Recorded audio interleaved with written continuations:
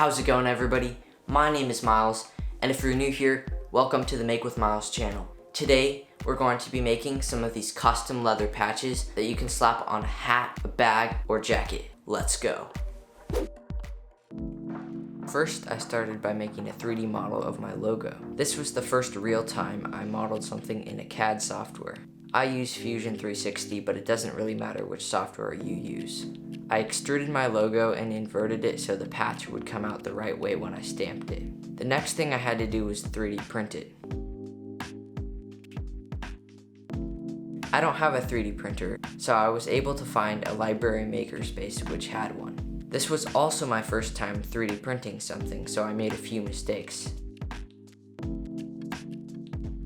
The print took about an hour, and when I came back to look at it, it had started to print a solid layer over the top of the logo. I was able to stop the print before it added more layers, but I still had to cut off the solid layer with an X-Acto knife. The reason it has black specks on it is because I accidentally spray painted it when I was spray painting something else. The die was now complete, so I could start experimenting. I was able to get an assortment of pre-cut leather discs, which I could make some patches out of.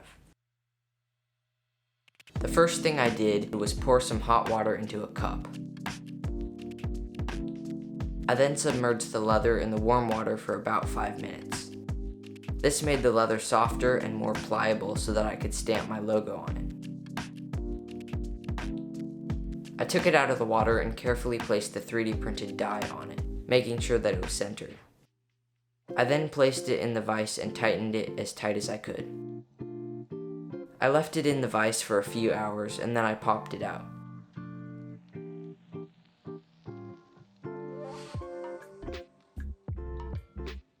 It was still slightly damp, so I left it to dry. After that, I began to experiment with different ways to finish the leather. I started with a black leather dye, which I applied with a rag.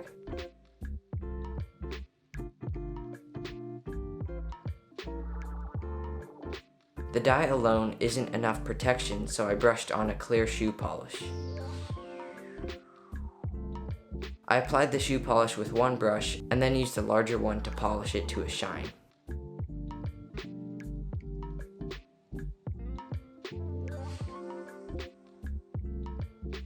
The next patch I made, I used a mineral oil beeswax finish, which I made a while ago. I just applied this one with my fingers and wiped off the excess with a rag.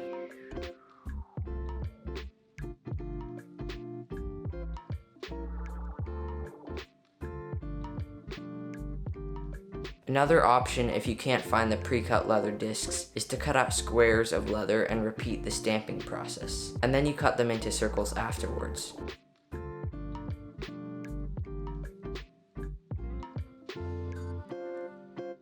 I was now finished with making the patches, so it was now time to sew them onto something. This footage is of me sewing them onto my EDC bag, which I made a while ago. You can go check out the video of me making the bag. The link is below. I first started by hot gluing the patch onto the bag to keep it from moving while I stitched it on. If you've already watched that video, you'll know that my dad has a lot of sewing machines for his business, so I was able to use one to sew the patch on.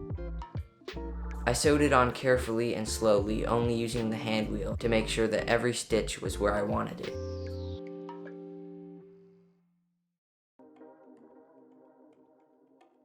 I then cut and burned the threads, and I was finished. I really enjoyed making this project because I learned so many new things. It was my first time modeling something in Fusion 360, as well as my first time 3D printing something. I think this project is a great way to try some digital fabrication as well as some leather working. It definitely works better with thicker leather, but I wouldn't go too thick or it would be hard to sew through.